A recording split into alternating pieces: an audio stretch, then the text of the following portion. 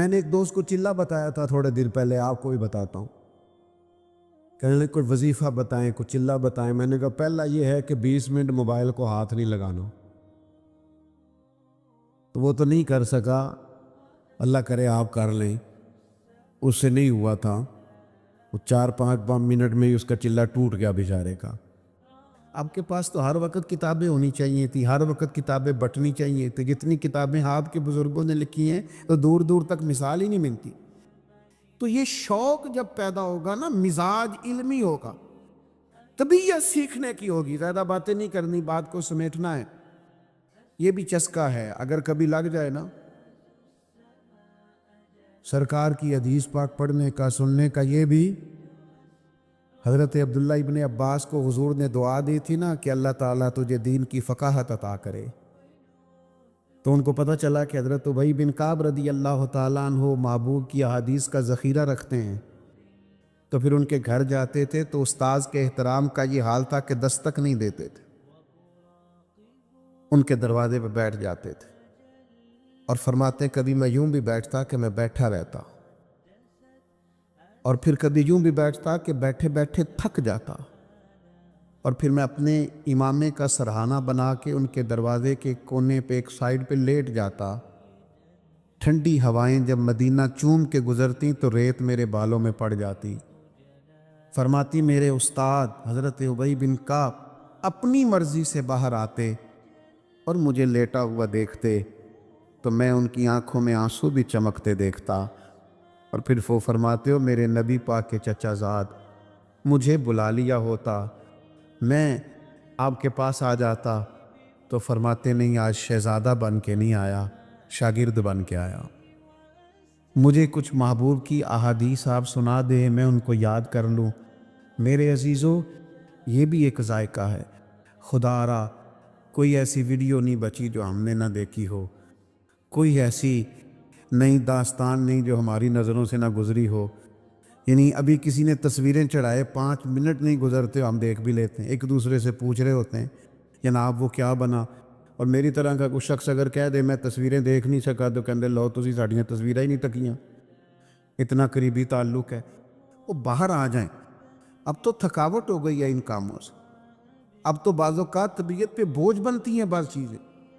عملی زندگی میں آئیں، کتاب و سنت کا شوق پیدا کریں۔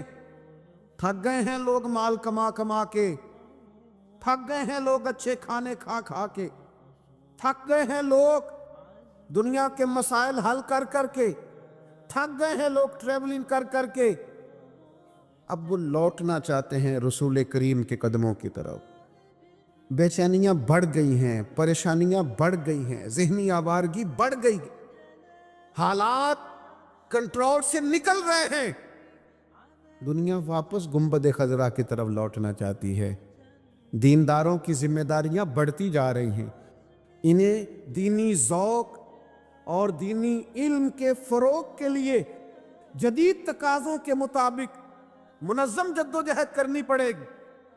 اور وہ طبقہ جس کے بارے میں میرا اور آپ کا خیال ہے کہ یہ بالکل بھی دین سے دور ہے، ہم کوئی 7-8 گھنٹے والی ایک فلائٹ میں موجود تھے، تو میرا خیال یہ تھا کہ یار یہ سارے لوگ شاید دنیا دار ہیں، تو میرے موبائل میں کچھ قرآن مجید ہے تو میں شاید دیکھ رہا ہوں، تو ایک نوجوان ہم نے ایسا بھی دیکھا جس نے بال پیچھے سے باندھ رکھے، پونی پہنی ہوئی، اور اس کی حالت یہ تھی کہ پینٹ شرٹ بھی چلو لوگ پہنتے ہیں پر کچھ زیادہ ہی اس نے جدید پہن لی تھی۔ تو وہ بعض لوگ ہنس بھی رہے تھے، اور اللہ تعالیٰ مجھے معاف کرے میں بھی پڑھتے پڑھتے تھوڑا سا مسکرایا، لیکن پھر بعد میں ڈھیر سارے لوگوں نے میری طرح سجدہ صاف کیا جب وہ بظاہر فیشن میں لدا ہوا نوجوان اور ساتھ والی سیٹ پر بیٹھتے ہی سیٹ بیلٹ باندھتے ہی جب اس نے اپنی فائلوں کے اندر سے قرآن مجید نکالا، انہیں پڑھنا شروع کیا، تو میں بھی کہہ رہا تھا نہیں بھئی یہ اجارہ داری کوئی نہیں، یہ کسی کے گھر کی لونڈی کوئی نہیں، یہ توفیق ہے، وہ کریم جس کو چاہتا ہے عطا فرما دیا کرتا۔ آپ یہ مت سمجھیے کہ یہ بگڑا ہوا جوان ہے، یہ قریب نہیں آئے، آپ اس کے اندر ذوق تو پیدا کریں، اس کا دل تو دھڑک رہا ہے، دل اگرچہ جان گزل ہے، کروں کیا کہ دل ہے، غم عشق اگر نہ ہوتا تو غم روزگار ہوتا، ان کو عشق کا غم نہیں لگا تو روزگار کا لگ گیا ہے، انہیں غم عشق لگائیے لگ جائے گا، یہ تو تیار بیٹھے ہیں، کوئی ہے ہی نہیں جو آ کے چنگاری سلگا دے۔ مجھ سے ناراض نہ ہوئیے گا، میں کہہ چکا ہوں اختلاف حسن ہوتا ہے، لیکن وہ جو ہمارے پاس آئے بیٹھے ہیں وہ دین سیکھنے آئے، ہمارے آپسی اختلاف سننے نہیں آئے۔ وہ ہم سے یہ پوچھنے نہیں آئے کہ میاں وہاں کیا ہوا اور وہاں آپ گئے تھے تو وہاں کیا ہوا۔ وہ کہتے ہیں یار یہ جھگڑے تو باہر بھی ہم چھوڑ کے آئے، اور یہی ساری باتیں ہمیں یہاں لگ گئی۔ تو یہ ذائقہ تمام مسائل کا حل یہ ہے کہ آپ نبی پاک علیہ السلام کے دین کے فروغ کے لیے، کتاب و سنت کی ترویج کے لیے، حضرت بقی الدین ابن مخلد کہتے ہیں میں اپنے ماموں کے پاس پڑھتا تھا اور میری طلب حدیث پاک میں اتنی زیادہ تھی کہ میرے ماموں مجھے کہنے لگے پتر تو بغداد چلا جا امام احمد بن حنبل کے پاس، میں تیرا ذوق نہیں پورا کر سکتا۔ فرماتے میں دریا پہ بیٹھا آنے کے لیے تو رستے میں طوفان آ گیا، وہ میں بچھڑا قافلے سے تو ایک جزیرے پہ چلا گیا، ایک مہینہ بغیر کھائے پیے گزارا، پھر کوئی سہارا ملا تو بغداد پہنچے۔ جو بغداد آئے تو پتہ چلا کہ امام احمد بن حنبل پر تو بادشاہ نے بڑی سختی کر دی ہے، گھر میں نظر بند کر دیا ہے۔ میں نے کچھ لوگوں سے پوچھا چلو مجھے شیخ کے گھر کا رستہ ہی کوئی بتا دے، ان کا سختی بڑی ہے، اشارہ بھی نہیں کر سکتے، کرفیو نافذ ہے۔ شیخ فرماتے ہیں ایک شخص کی میں نے منت کی، کہنے لگا انگلی کا اشارہ نہیں آنکھ کا اشارہ کروں گا، یہ گھر ہے امام احمد بن حنبل۔ کہتے ہیں وہ گھر دکھا کے چلے گئے، میرے پھٹے ہوئے کپڑے، کئی دنوں کا سفر، کبھی کھانا ملتا کبھی نہ ملتا۔ میں نے سوچا دروازے تک کیسے جاؤں، ارد گرد تو پولیس کھڑی ہے۔ پھر میں نے ایک تجویز سوچی، کپڑے پھاڑ لیے، ٹوپی اتار لی، مانگنے والا کاسا گلے میں ڈال لیا، تینوں لب دے آپ گواچے، سانو اپنی خبر نہ کوئی، ساتھوں تے پارے نہیں ککھ گلیاں دے، ہن تے آخ دے لوگ شدائی، ننگ نموس دا ساڑ کے چولا، گل پہنے ہے تاج گدائی، سجنا اسی اپنا آپ گوایا تاں یار نے چاتی پائی۔ فرماتے میں ایک ایک دروازے مانگنے لگا، سجنا یار منون دی خاطر اساں کی پیس بٹائے۔ فرماتے مانگتے مانگتے امام احمد بن حنبل کا دروازہ آیا اور میں نے صدا لگائی فقیر ہوں، دور سے آیا ہوں، کو مہربانی ہو جائے۔ کہتے ہیں شیخ باہر تشریف لائے فقیر کو دینے کے لیے، اور جب 1 دینار وہ میرے کاسے میں ڈالنے لگے، چھوڑ دیں جی مہربانی کریں، اتنی مزیدار بات ہو رہی ہے کیوں دخل دے رہے ہیں آپ، بات سنیں۔ فرماتے ہیں کہ جب وہ 1 دینار ڈالنے لگے تو میں نے ہاتھ پکڑ کے چوم لیا، اور پھر میرے آنسو جو بہے تو میں نے کہا میں وہ والا فقیر نہیں جو پیسے لینے آیا ہوں، میرے پھٹے ہوئے کپڑے دیکھیں، میں روز فقیر بن کے آیا کروں گا، آپ محمد عربی کی چند حدیثیں سنا دیا کریں۔ کہتے ہیں امام صاحب نے بھی نظر اٹھا کے دیکھا، طالب علموں، کچھ طالب علم بھی ایسے ہوتے ہیں جو استاد کا دل کرنے لگتا ہے میں تیاری کر کے آؤں، یہ مجھ سے سوال پوچھتا ہے۔ کچھ طلباء بھی ایسے ہوتے ہیں جن کی وجہ سے نا تھوڑا دل کرتا ہے کلاس میں بیٹھنے کو۔ شیخ فرماتے ہیں کئی مہینے میں فقیر بن کے جاتا رہا، اور کئی مہینے میں کاسا آگے کر کے حدیثیں سنتا رہا، پھر حالات بدل گئے، حالات بدل ہی جاتے ہیں۔ کچھ لوگ الفاظ کے گورکھ دھندے میں رہتے ہیں، عمل نہیں کرتے، وہ بھی بڑی بوجھ زندگی گزارتے ہیں، بوجھ۔ جب آپ کہتے کچھ ہوں کرتے کچھ ہوں تو آپ کو محسوس ہوتا ہے کہ میں نا نارمل زندگی نہیں جی رہا، میں کوئی اداکاری کر رہا ہوں۔ اور جب آپ کا قول ہی آپ کا حال ہو، جو آپ کہہ رہے ہوں وہی کر رہے ہوں، تو پھر آپ یقین کریں کہ کوئی کام بھی بوجھ نہیں بنتا، پھر کام کرتے ہوئے مزہ آتا ہے، پھر بندے کو سکون نصیب ہوتا ہے کہ نہیں میں جو کر رہا ہوں یہ ٹھیک کر رہا ہوں۔ اللہ تعالیٰ نے نبی پاک صلی اللہ تعالیٰ علیہ وسلم کی جو ذمہ داریاں بیان فرمائیں، نبوت کی جو ڈیوٹیاں رب نے بیان فرمائیں کہ میرے محبوب یہ ڈیوٹیاں فرمائیں گے، اللہ کی طرف سے رسول کریم صلی اللہ تعالیٰ علیہ وآلہ وسلم کے تعلق سے جو چیزیں بیان ہوئیں ان میں ایک بات یہ بیان کی گئی، فرمایا وَيُعَلِّمُكُمُ الْكِتَابَ وَالْحِكْمَةَ، میرے نبی تمہیں علم بھی سکھائیں گے اور حکمت بھی سکھائیں گے، اور وَيُعَلِّمُكُم مَّا لَمْ تَكُونُوا تَعْلَمُونَ، جو تم نہیں جانتے وہ سارا میرے رسول تمہیں عطا فرمائیں گے۔ ہمارے ہاں پہلی بات تو یہ ہے کہ علمی ذوق ہی نہیں سرے سے، اور اگر ہے بھی کچھ لوگوں میں تو وہ اس لیے سیکھتے ہیں کہ دو چار باتیں سیکھ لوں گا، پھر جا کے اپنے محلے کے مسجد کے امام سے بحث کروں گا کہ میں تو فلانی جگہ سے یہ بات سیکھ کے آیا ہوں، آپ تو یہ کرتے ہیں۔ اپنی تربیت کے لیے سیکھنا،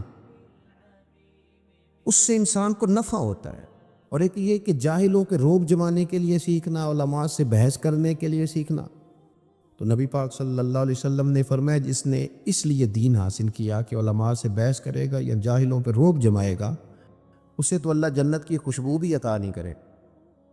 آپ اس ذہن کے ساتھ علم حاصل کریں کہ ہم نے اس پر عمل کرنا، اور آپ سیکھ لیں چیزیں۔ آپ یقین کریں، بڑے بڑے پیارے بچے پریشان دیکھے، گھر اجڑتے دیکھے، اور نونہال 4 سال کے بلک بلک کے روتے، اماں بھی چاہیے، ابا بھی چاہیے، طلاق ہو گئی۔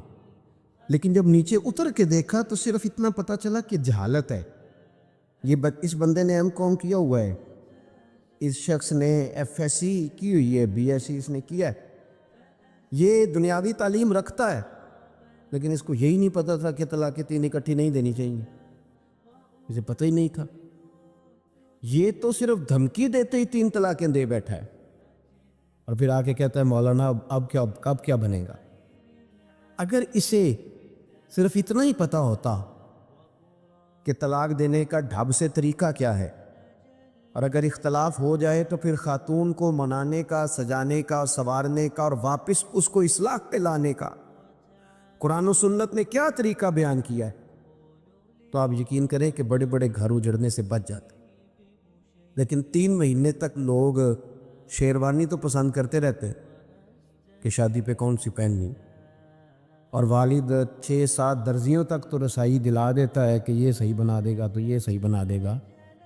لیکن جو فتوے آپ نے بعد میں علماء سے لیے ہیں، کاش اپنے بیٹے کا بازو تھام کے ہم اسے لے جاتے اور کہتے مولانا اس کا نکاح کرنا ہے، اسے ذرا آپ شادی کے، نکاح کے، خواتین کے مسائل کے اور طلاق کے معاملات پر تھوڑا سا آگاہ کر دی، تو آپ یقین کریں کہ یہ جو کورٹ کچہریوں میں روز رش ہوتا ہے اور وکیلوں کو آپ فیسیں دیتے ہیں، یہ بچ جاتی، اور لمبا کام نہ آپ کو کرنا پڑتا، اور اس کے لیے دور نہیں جانا پڑے گا آپ کو، اس کے لیے آپ کو بہت لمبا سفر نہیں کرنا پڑے گا۔ میں دعوے سے کہتا ہوں اہل سنت کے چمن میں جتنی بہار ہے، آپ اپنے محلے کے امام کے پاس بھی جائیں گے تو انشاءاللہ رسول اللہ کے دین سے آپ کا سینہ منور کرے گا۔ ہم نے یہ کیا ہے کہ سیکھا نہیں، ہم آگے نہیں بڑھے، اور یہ بات یاد رکھ لیں، جب آپ کوئی دین کی بات سیکھ لیتے ہیں تو فوراً آپ عمل کریں نہ کریں، ایک وقت ایسا ضرور آتا ہے کہ جب آپ وہ کام کرنے لگتے ہیں تو بات آپ کے ذہن میں آتی ہے کہ یار مولانا صاحب نے یہ بتایا تھا، مفتی صاحب نے یہاں یہ ذکر کیا تھا، یہ میں نے سنی ہوئی ہے بات۔ آپ کے ایک دفعہ وہ حاشیہ خیال سے ٹکرا جائے تو وہ آپ کو نفع دیتی۔ نبی پاک صلی اللہ تعالیٰ علیہ وسلم لوگوں کو علم سکھاتے، حضور علم کا شوق پیدا کرتے۔ نبی پاک صلی اللہ تعالیٰ علیہ وسلم جب کسی سے راضی ہوتے نا، حضور کسی سے راضی ہوتے، ادھر دیکھنا میری طرف، ہم نہ پتہ کیا کرتے ہیں، ہم نوٹوں کی اور ووٹوں کی اور بڑی بڑی دعائیں دیتے ہیں کہ اللہ کرے تو بڑا آدمی بن جائے۔ حضرت عبداللہ ابن عباس فرماتے ہیں ایک دن میرا بڑا ہی دل کیا کہ میں اپنے کریم رسول کی کوئی نوکری نہ کروں، تو میں نے منت کی کہ مجھے موقع دیا جائے۔ کہتے مجھے موقع ملا تو میں نے محبوب کے استنجا وضو کے لیے پانی رکھا۔ اللہ کرے میری ملت کے جوانوں کو سمجھ آئے کہ خدمت سے بھی دعائیں ملتی ہیں، اور پھر دعاؤں سے علم آتا ہے۔ حضرت عبداللہ ابن عباس کہتے ہیں میں نے جا کر کے نا پانی رکھا وضو کے لیے، سرکار نے نا وہ پانی دیکھا تو فرمایا کہ حضور جانتے تھے کہ یہ انداز کس کا ہے، فرمایا آج بلال نے نہیں رکھا، یہ آد کس کا رنگ ہے؟ تو عرض کی کہ یا رسول اللہ یہ عبداللہ ابن عباس نے رکھا ہے۔ تو حضور نے فرمایا بلاؤ نا۔ جب حاضر بارگاہ ہوئے تو محبوب نے تھپکی بھی دی اور حضور نے فرمایا اے اللہ اسے علم بھی عطا فرما اور فقاہت بھی عطا فرما۔ تو نبی کریم جب راضی ہوتے تو علم و عمل کی دعا دیتے کہ اللہ تیرا سینہ کھول دے، تجھے اللہ انشراح صدر، تجھے اللہ تبارک و تعالی علم کی خوشہ چینی کرنے کا موقع دے۔ حضور یہ دعا دے۔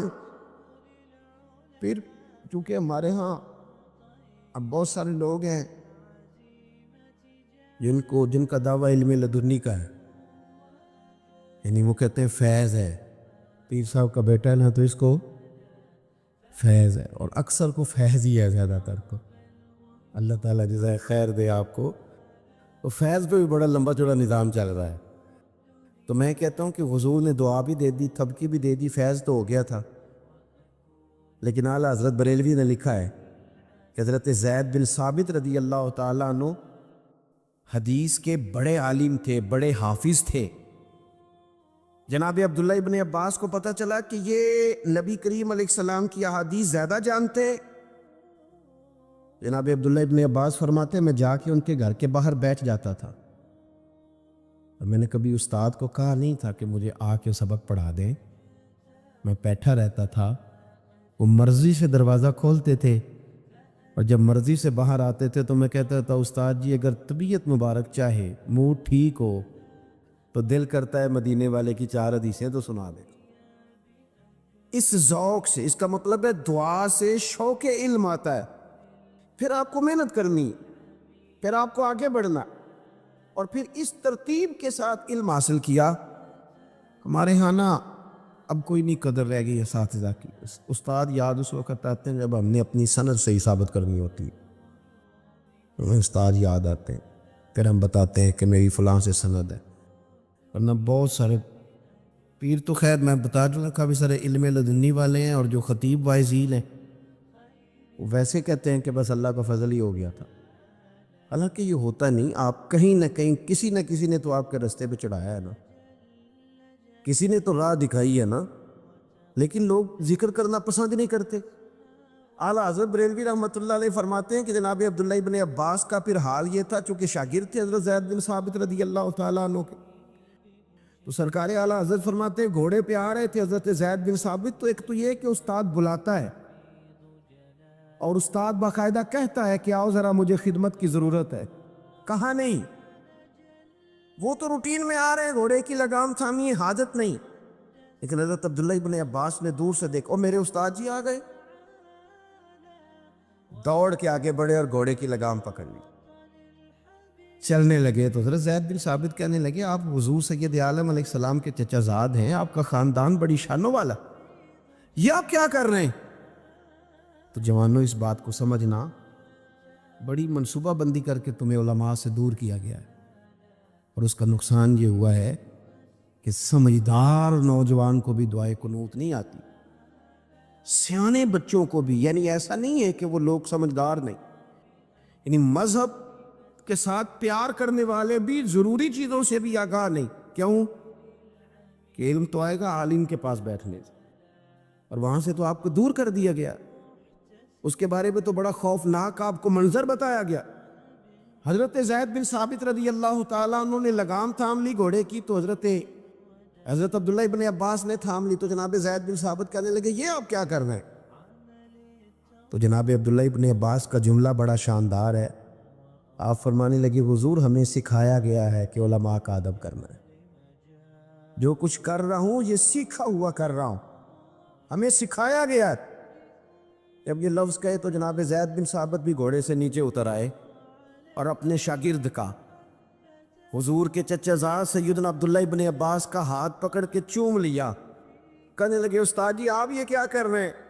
فرمانے لگے ہمیں بھی سکھایا گیا ہے کہ خاندان رسول کا ادب کرتا ہے۔ تو ایک تو یہ کہ علم کا شوق پیدا کریں، ایک یہ کہ اپنے اساتذہ کی قدر کریں، اور یہ بڑا مزیدار کام ہے۔ اگر آپ کے سر پہ کوئی ہے نا ہوئے کہنے والا تو آپ بڑے شاندار لوگ ہیں۔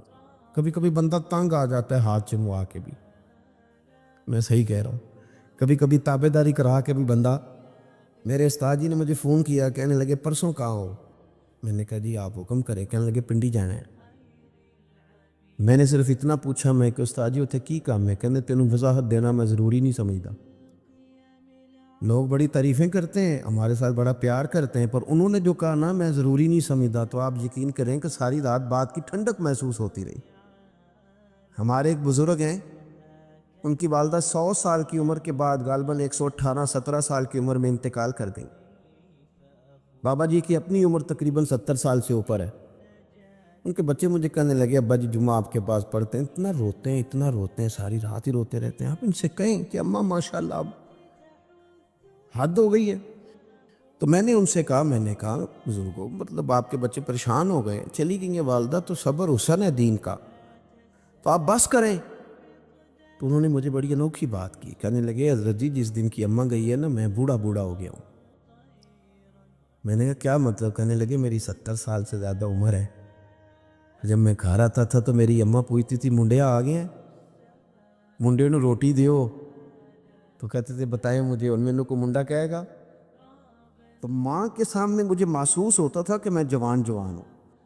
تو آپ کے جب استاد ہوتے ہیں تو اس کا مطلب یہ ہوتا ہے کہ ابھی آپ جوان ہیں، ابھی آپ میں طاقت ہے، اس لیے کہ بڑا وہ ہوتا ہے جس کا کوئی بڑا ہوتا ہے، اور جس کا کوئی بڑا ہی نہ ہو وہ کس طرح بڑا ہوگا؟ علم کا شوق پیدا کرے، اور طلباء سے علماء سے نہیں۔ قرآن مجید نے کہا کہ یعلمکم الکتاب والحکمہ، دین سکھائیں پر تھوڑا دانائی کے ساتھ، حکمت کے ساتھ۔ حکمت اصل قاضی اعجاز رحمۃ اللہ علیہ نے شفا شریف میں لکھا ہے، ایک بدو نبی کریم صلی اللہ علیہ وسلم کی بارگاہ میں حاضر ہوا اور اس نے کچھ مانگا۔ بیچارہ دیہاتی تھا، سادہ آدمی تھا، بھی آداب نہیں آتے تھے، سارے لوگوں کو نہیں پتا ہوتا۔ ایک صاحب نے ٹائم مانگا، اور ٹائم انہوں نے اس طرح مانگا آ کے ادارے میں، کہنے لگے پرسوں ساڑھا جلسہ ہے تو ذرا آ جائے، 1 گھنٹہ پڑھاتی۔ تو بچہ غصہ کر گیا، کہنے دوسرے نے میں نے کہا یار تو فضول میں غصہ کر رہا ہے، وہ بیچارے کا یہ شعبہ ہی نہیں، اسے پتہ ہی نہیں کہ مولوی بھی تھوڑا جا مصروف ہو سکتے ہیں۔ تو وہ تو بیچارہ سادہ آدمی ہے، جو کہہ رہا ہے وہ اپنی دانش کے مطابق ٹھیک کہہ رہا ہے، تو اس میں غصے والی اسے سمجھائیں کہ یہ باقاعدہ ایک مرتب کام ہوتا ہے، کچھ چند ماہ پہلے چلیں یہ چیزیں بنتی ہیں، تو آپ اسے سمجھائیں۔ ڈانٹ دیں گے اس کو کیا پتا بیچارے کو، فٹافٹ فتویٰ نہ لگائیں، جانے کب مار دے کوئی مجھے کافر کر کے، شہر کا شہر مسلمان بنا بیٹھا ہے۔ آپ فٹافٹ نہ جیب کے اندر سے فتویٰ نکال کے لائیں، پہلے کسی کو قائل تو کر لیں، اس کو سمجھا تو لیں، پھر نہ مانے تو بات الگ ہے۔ تو بدو نے آ کے سوال کیا کہ یا رسول اللہ صلی اللہ علیہ وسلم کچھ دیں، حضور نے کچھ دیا۔ صحابہ فرماتے ہیں کہ چونکہ سادہ تھا، اسے پتہ ہی نہیں تھا، آداب ہی نہیں آتے تھے، معاذ اللہ ثم معاذ اللہ نقل کفر نہ باشد۔ کہنے لگا میں تو بڑی تعریف سن کے آیا تھا، تو آپ نے کیا دیا ہے؟ حضرت عمر نے تلوار نکال لی، فرمایا گردن اڑاؤں گا۔ حضور نے فرمایا عمر ذرا ٹھہر جا۔ سرکار گھر لے گئے، جتنا دیا تھا پھر ڈبل کر کے دیا، پھر تھوڑا اور دیا۔ فرمایا اب تیرا کیا حال ہے؟ کہنے لگا سونیا میں نے طوفان میں بھی ہوا اتنی تیز نہیں چلتی دیکھی جتنی آپ کی سخاوت تیز چلتی، کمال ہو گئے۔ حضور فرمایا یہ بات باہر جا کے بھی کہہ دو گے؟ پھر حکمت بھی بیان کی، اب بات سنیں گے تو دل ٹھنڈا ہوگا۔ یہ بات باہر جا کے کہہ دو گے؟ اس لیے کہ جب تم نے کہا تھا نا نہیں دیتے، تو صحابہ کو تکلیف ہوئی تھی، جب تم کہو گے نا بڑا دیتے ہیں تو غلاموں کے کلیجے ٹھنڈے ہو جائیں گے، کہہ دو گے؟ اس نے کہا جی کہہ دوں گا۔ وہ باہر آیا اور آگے کہنے لگا کمال ہو گئی، دنیا میں نے بھی بڑی دیکھی ہے پر ایسی سخاوت کوئی نہیں دیکھی۔ یہ رنگ اب اللہ کے رسول صلی اللہ علیہ وسلم فرمانے لگے عمر اگر تم اسے پہلے قتل کر دیتے جو اس نے کہا تھا تو یہ دوزخ میں جاتا، اور جو کچھ اب کہہ رہا ہے گویا اس عقیدے پہ جائے گا تو رب اسے جنت عطا کرے گا۔ اور حضور پھر ایک مثال دی، فرمایا میری اور تمہاری مثال اس آدمی کی طرح جس کی اونٹنی بھاگ گئی تھی، ناک سے نکیل نکل گئی تھی، لوگ دوڑے اسے پکڑنے کے لیے، کسی نے نیزہ مارا، کسی نے ڈنڈا مارا، زخمی ہو گئی پر قابو نہ آئی۔ اللہ کرے کہ یہ بات آپ کی سمجھ میں آئے۔ کریم محبوب فرماتے ہیں پھر اس کا اپنا مالک آ گیا۔ اس نے لوگوں سے کہا پیچھے ہٹو، تمہیں کیا پتا ہو۔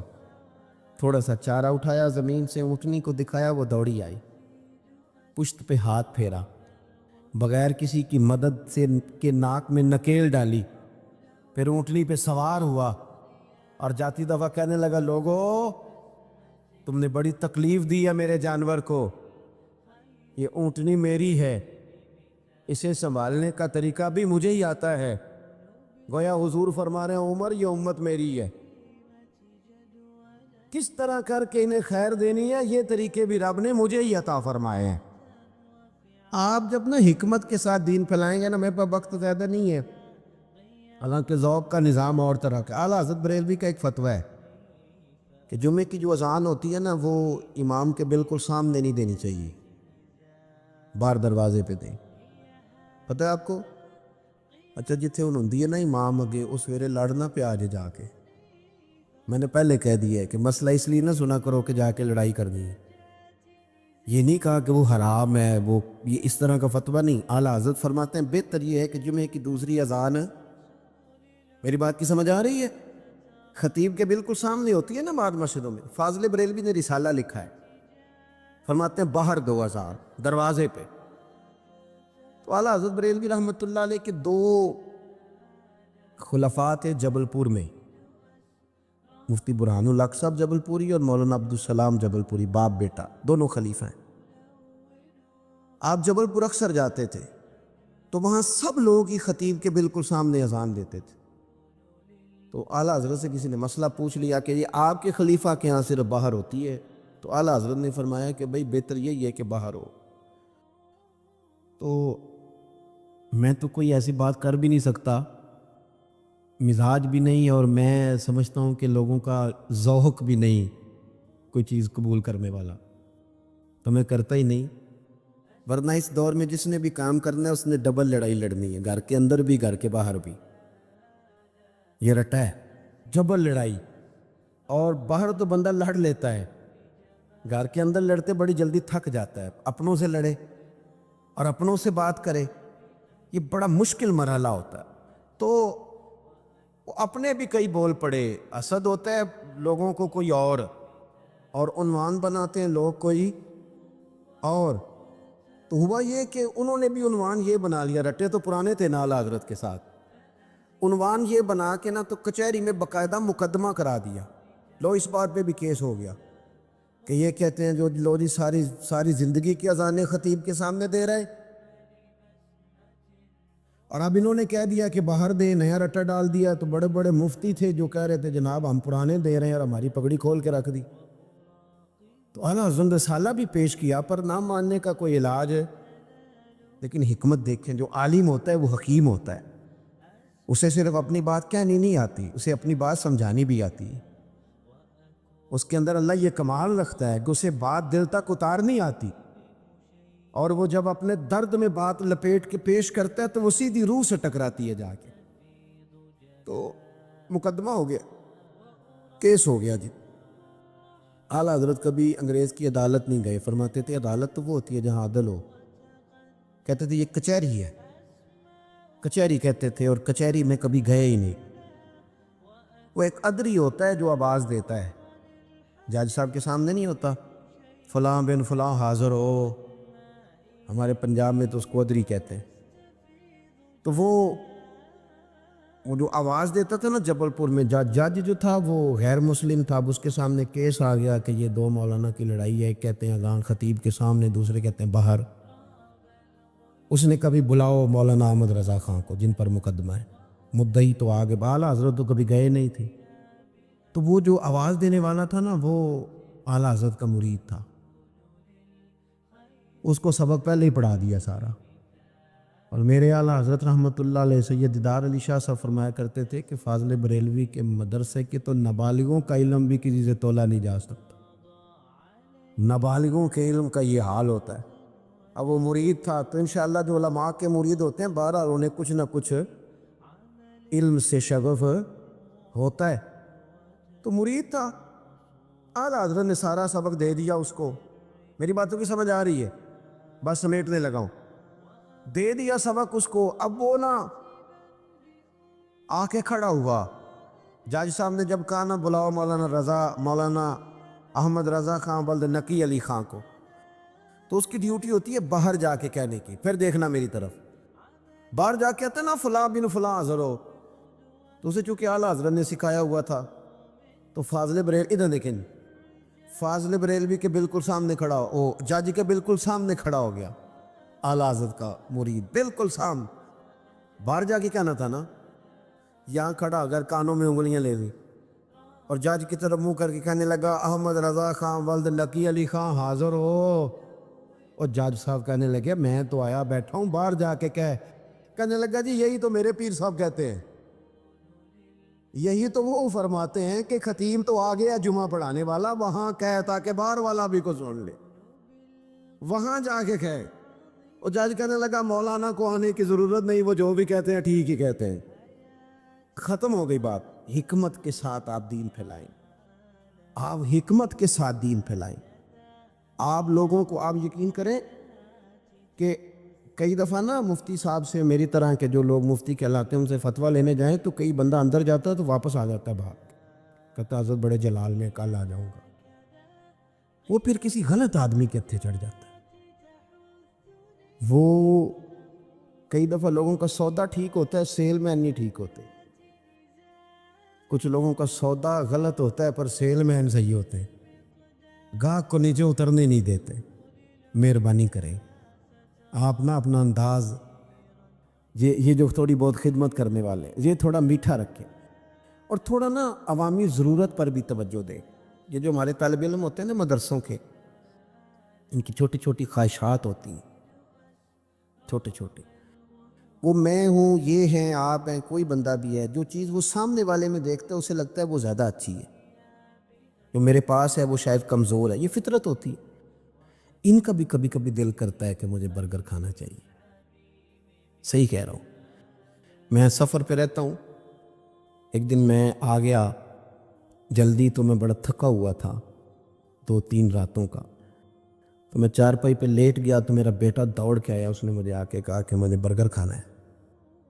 چونکہ میرا دل تھا کہ مجھے کوئی 1-2 گھنٹہ ملے، میں تو گھر نہیں گیا کہ بچے مجھے تنگ کریں گے، تو میں نے اس کو 500 روپے دیے. میں نے کہا برگر منگا لو. اس کو فارغ کر کے میں نے رخ اس طرف پھیرا تو 2-3 طالب علم مدرسے کے کھڑے تھے. تو میں نے ان کی آنکھوں کے اندر ایک خاموش طلب دیکھی. تو پھر نیند نہیں آئی.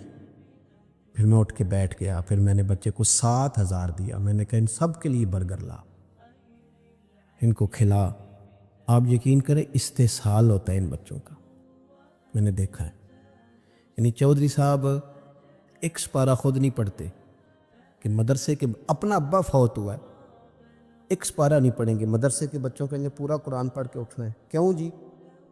نبی پاک صلی اللہ علیہ وسلم نے فرمایا اتنا پڑھو جتنا تمہارا دل جمے، اور جب دل نہ جمے تو چھوڑ دو. آپ نے کاہے کو پابندی لگائی؟ اور پھر کہتے ہیں ٹھہر جاؤ ابھی دیگ پکنے میں دیر ہے. تیرے گھر جب کوئی مہمان آتے ہیں تو انہیں کہتا ہے دیگ پکنے میں دیر ہے، ذرا ٹھہر جاؤ. کہے نا تم بچی کے سسرال والوں سے کہ دیر ہے ذرا، ان کو کہتا 2 سپارے اور پڑھ لو. کیا آپ استحصال کرتے ہیں، ظلم کرتے ہیں؟ آپ کو پتہ ہے یہ کس مسند پہ بیٹھے ہیں؟ یہ اس مسند پہ بیٹھے ہیں جو مدینے والے رسول کا راستہ ہے. آپ ان کے ساتھ اعزاز والا پیار کریں، آپ ان کے ساتھ محبت والا پیار کریں. اور میں طالب علموں سے کہتا ہوں، حضرت محدث اعظم پاکستان رحمۃ اللہ علیہ فرمایا کرتے تھے یہ جو تمہیں پگڑی ملتی ہے نا دستار کے وقت، اسے ضائع نہ کرنا، قبر میں ساتھ لے کے جانا. فرماتے تھے تمہیں پتہ نہیں، اسے کپڑے کا ٹکڑا نہ سمجھنا، اس کی خوشبو لے کے جانا، قبر میں فرشتے بھی تمہارا حیا کریں گے.